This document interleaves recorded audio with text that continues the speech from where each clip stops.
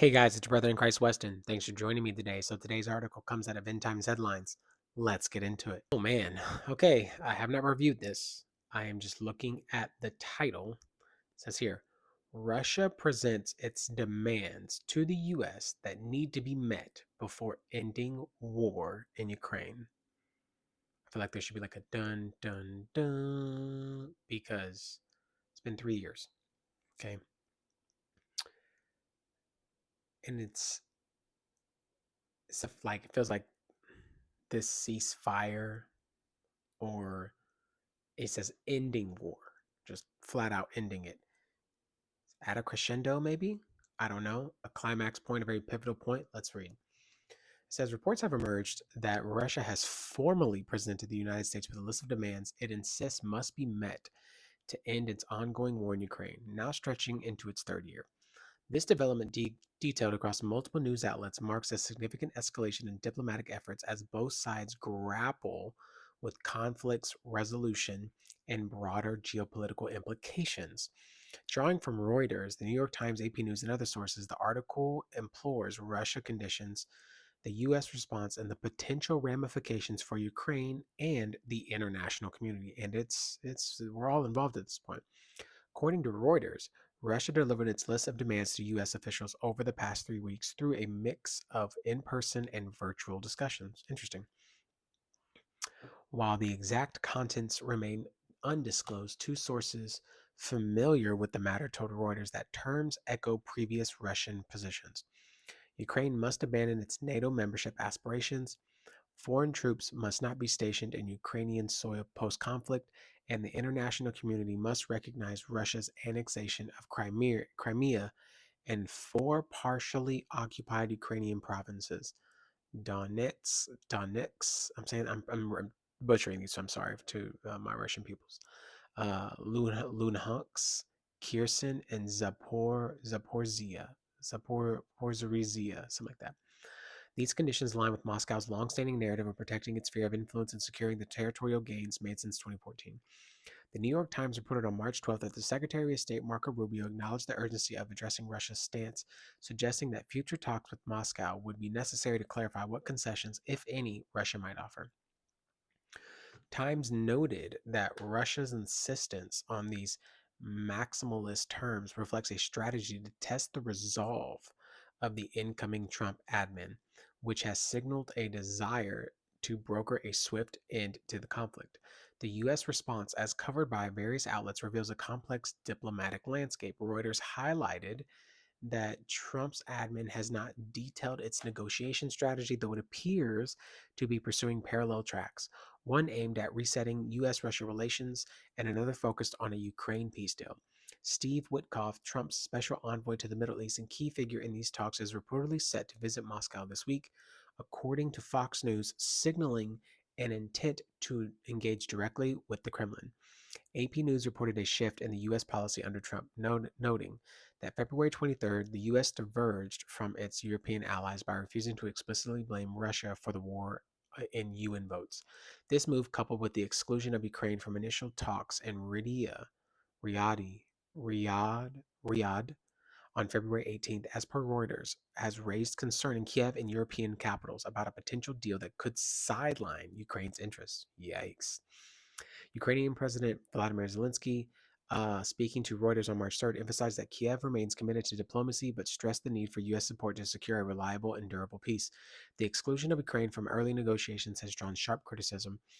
Reuters February 19th coverage, the Riyadh talks noted that Trump brushed aside Kiev's concerns, asserting that Ukraine should have entered talks much earlier. Kiev Independent reported March 13th that Ukraine fears Russia could exploit any temporary ceasefire to regroup and launch further offensive. I get it. We're going to do a ceasefire only to just regather and then try again. Um, and subscriber B Dub, shout outs to you, was like, hey, like if Russia wanted victory, they would have already had it. And in my mind, I'm like, yeah, they would have, because they're not a part of NATO, but they're pursuing membership, and but they're not. So what is keeping Russia from taking over Ukraine outside of us supplying Ukraine to help them but at what cost and why? Like, what's the interest outside of protecting Ukraine, a free, being the biggest free um, leader of the free world kind of situation, America. Um, it feels like we have some kind of dealings in Russia that, I mean, excuse me, in Ukraine that people don't know about. That's how it feels. Outside of protecting them and helping them, Russia feeling the need to do that, and then they're not able to do that because of all the weaponry that Ukraine has been supplied with. It's really interesting. Let's keep moving. Uh, we'll just move on down. Kiev Independent cited a Moscow think tank document from drafted. That popped. Document from February drafted with ties to FSB, which proposed even harsher terms, included a demilitarized zone in southern Ukraine and dismantling of Kiev's current government, though its influence on Kremlin policies remain unclear. For the U.S., the challenge lies in balancing Trump's promise of a quick resolution, reiterated by AP News in July 2024, when he claimed he could end the war in a day, with the risk of alienating allies and emboldening Putin. Russia's Deputy Foreign Minister Sergei Ryabkov, quoted by Reuters on January 27th, indicated Moscow is still awaiting U.S. approval for its new ambassador to Washington, suggesting that diplomatic channels remain strained. Interesting. I mean, I'm just reading some of the parts that I skipped over, but they weren't anything. It's just so previous kind of dealings, but then I just read something here as well. Um, it says, and I'll put this up here for you guys. It says Putin gives Ukraine chilling surrender or die ultimatum. What? Like, what? Um, uh, this is Ukraine must surrender or die. What does that say? It says Vladimir Putin made a significant move in the ongoing war with Ukraine, signaling its openness to a ceasefire, but attaching a stark, chilling ultimatum: Ukraine must surrender or die. Like, um, this is I don't know which way this lands. You want a ceasefire, but then you're literally like, you either surrender or you die. And so it's like, we don't want peace, but we want peace and we want you to die, or we want peace or you surrender and we take all these things, or and then we get peace that way, or you die and we get peace that way. Because they want four cities, four states or cities or whatnot. Um, this is wild, man. Very, very wild. Uh, he said, it says Putin has offered makes an offer. This offer is a pathway to peace, but one contingent on Ukraine's capitulation. Um, Historically, Putin's ceasefire proposals have been met with distrust.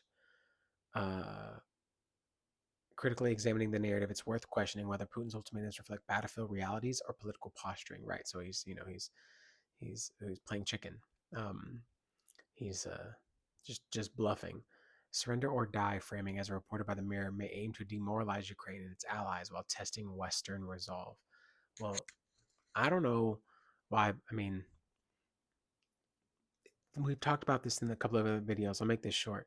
Testing our resolve in such a way, boasting about that, means you're not only trying to bring in the US, but you're also trying to bring in NATO. And for you to be one nation doing that, and then like, what's the point? Like, unless you're just that ready, like you are ready. Because to think you can take all of NATO, that's that's pretty bold. Pretty bold. I don't know what's gonna happen. I have to think about this for a minute. I can't even, or this video will be forever long because I am just wondering, how do you make such bold claims that you want peace? It's like, I'll get peace by destroying you and taking the land that I want, or I'll get peace by you surrendering and taking and meeting my demands. It's one or the other. But for Putin, for Russia, it doesn't matter. It's going one way or the other, and Ukraine has to decide. But testing the Western resolve, I wonder what he thinks. Like, if we're going to bow the knee or we're going to crumble. And I hope not, because I don't want that. I don't even want us to try to save face kind of situation. I want it to be a you're not you're not the you're not the big fish in this pond kind of situation, and to mean it, because that's one of those situations where America needs to puff its chest out, but like, hey, remember who you're dealing with. Um, yeah, but right now it feels like very a lot of confidence. So, anyways, guys, for confidence on Russia. Anyways, that's the video, guys. If you like the video, be sure to like the video. If you want to see more, be sure to subscribe. I'll see you in the next one.